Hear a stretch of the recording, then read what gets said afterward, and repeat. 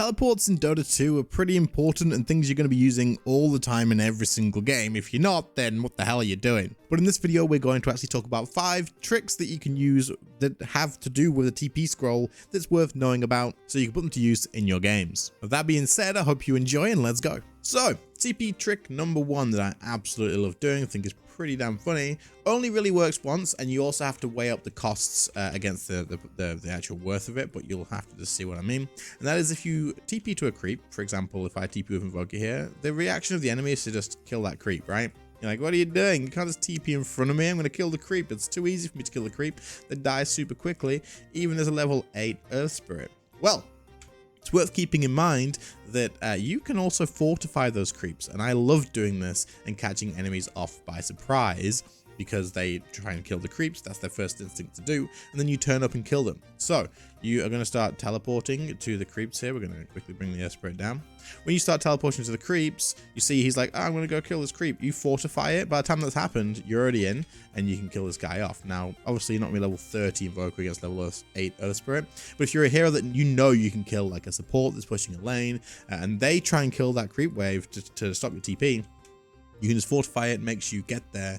And this also applies, say, if your team is fighting and you're not quite there, you can travels in, fortify the creeps to make sure they can't stop you getting there, because if they do, that could be a pretty big loss for your team as well. You obviously have to weigh up the costs of, do I want to use fortify for this? If they're going to be pushing high ground soon, don't do this. But if you're winning a game and you know that they're not going to push high ground anytime soon, you know that you're not going to need that fortification, you can definitely do this to get yourself a valuable kill, and then you can go start pushing yourself or anything like this.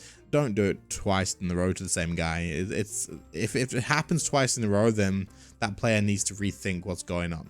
All right, number 2 is going to be the good old teleport, then go invisible. Now you can do this. I'm going to go with Shadow Blade as well, because this is part of the experience here. You can do this with a Shadow Blade. You can do it with a Glimmer Cape. You can do it with Ghost Walk. You can do it with any invisibility spell, I believe. I don't think there's any invisibility spell that you can't do this with, actually. It just doesn't interrupt your channeling. So we're going to teleport, for example. Let's actually just spam blink and come out here. Say we were getting ganked by the enemy, we're running away, and we're like, oh no, we need to run. We do TP back to base, and then we go invis. We can do this. We can make use of our invis once we're channeling the actual TP, and we're all good to go. Now the benefits to this is if someone came along and they had a hex, so it was like a vengeful spirit, they had a targetable stun, anything like this, but they didn't have any dust of appearance or any sentry wards, you can just TP and go invis, and they can't do anything. They cannot target you. They can't do anything.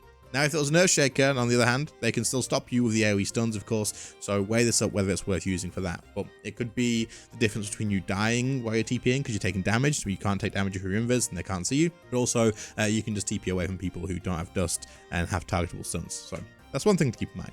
The next thing you can take advantage of, because obviously you can do this with the Shadow Blade as well, you can do the same thing, is because of this, what happens when you are pushing a lane, say you're this little Earth Spirit, you're pushing a lane down here, and someone TPs to the lane, and then the TP stops. No one's there. TP stops. You think, oh, they cancelled the TP. I can come back and farm again.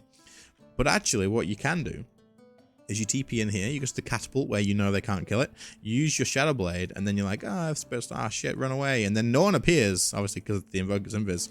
And then you're like, oh, okay, I can keep farming. And then suddenly, you're dead again, because this guy's just using invis and then TP'd, and so he's actually not going to die, is he? Now he's dead. But you can surprise people like this, and again, this is probably only going to work once. It might not even work at all on your MMR if they know you've got a Shadow Blade, depending on how high MMR you are. I take advantage of this sometimes. It usually works once. Check that they don't have dust before you do it.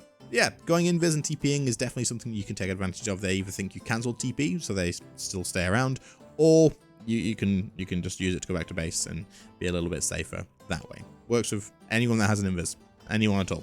So this next tip is specifically just for Invoker players on how you can easily land Sunstrikes on people that are TPing back to base. Now, of course, people TPing back to base might be easy enough to hit if you cast it at the same time. Like if they start TPing and then you cast it, they're going to be channeling longer than when you Sunstrike, right? But if they're already halfway through it, the best way to land your Sunstrike is to assume that they double clicked their TP. Now the reason you do this is because most people do double tap their TP to go back to base. When they do double tap their TP, they will always go to the same location in the fountain every single time. We'll show this with the Invoker. If I double tap TP, you notice it will always go to the same place every single time. So you know, if you know with Radiant and with Dire where to place a Sunstrike, you will always hit it as they arrive if they're channeling the TP. So this Earth Spirit here is pretty low, like we're looking to be able to kill him, and he's going to start TPing away. And we know we can't land it yet, so we're going to put it right here at the bottom of this lava, and that's where they always will land every single time. Assuming they're low enough to kill them, that is, you will be able to kill them. They always go at the bottom of the lava in the Dire, and then directly here in front of the fountain in the Radiant.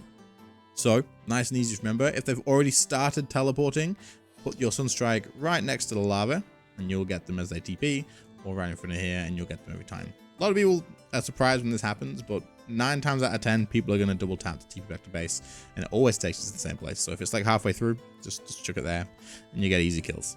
Quick reminder that most of you guys watching all the videos and returning to the channel haven't clicked the sub button yet. It would help out an absolute ton. I would appreciate it so much. And I absolutely plan to keep posting every 2 or 3 days, things like this and informational videos, casual stuff. And then also at 5k subs, I'm going to start streaming as well, and we'll make highlights from that and such. So just a lot to come. So click the sub button and let's get back to the video.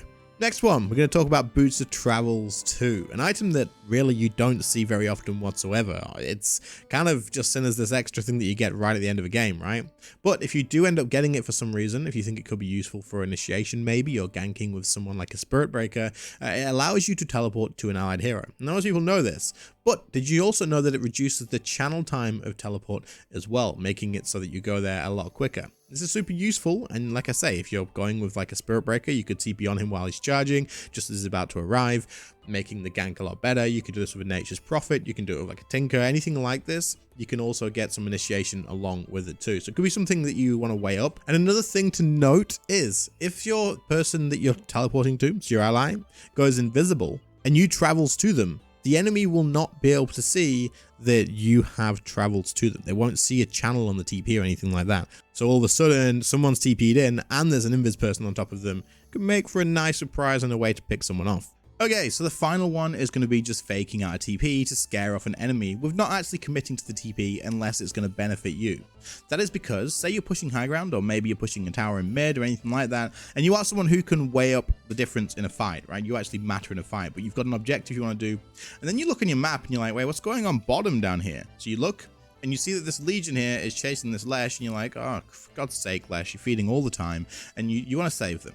So you start channeling a TP, and the Legion's like, ah, shit, run. Okay, never mind, the Drill's coming. You cancel, you've given Lesh enough time to get away, and Legion's like, ah, what the frick, they cancelled it, they didn't even commit. Well, now it's too late, I've already given up, and Lesh is gone, and you can go straight back to doing what you were doing. You don't have to give up on your objective. All you were doing is just channeling the TP, purely to make the enemy rethink their actions. Now, this is a pretty like end game example, and this isn't going to happen as much, but the best example would be if you're in mid. It's just a bit hard for me to explain it, but if you're in mid and your allies are being tower dove top, for example, and it's not worth you going there, because if you go there, you might not get a kill, and you don't want to miss out on the farm in mid because you're on level 6 or 7 or whatever, but you start channeling a TP right where they can see you, the enemy may rethink, is this dive worth it? Are we going to end up losing 2 people here just to get 1?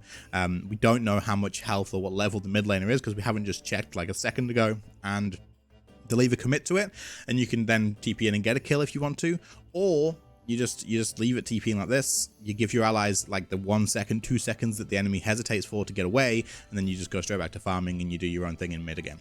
So you can do this. It's going to cost you a TP scroll though, keep it in mind, but it is definitely a little trick you can take advantage of to save your allies and make a little bit of space for them to get away. There you go, there's 5 tricks that you can use with a teleport scroll or boost of travels, or just teleporting in general, that you can take advantage of. And obviously these aren't like insane next level plays or anything like that, but you can definitely use them to your advantage every now and again, and especially if you think it's going to work, like the invis TP away, for example, can definitely get you out of sticky situations, and TPing on someone and then fortifying the creeps, for example, you'll definitely get use of this every now and again, so it's something to keep in mind. But anyway, if you enjoyed the video, do leave a like, subscribe to the channel if you are new, and other than that, I'll catch you all in the next one. See you later, guys. Bye.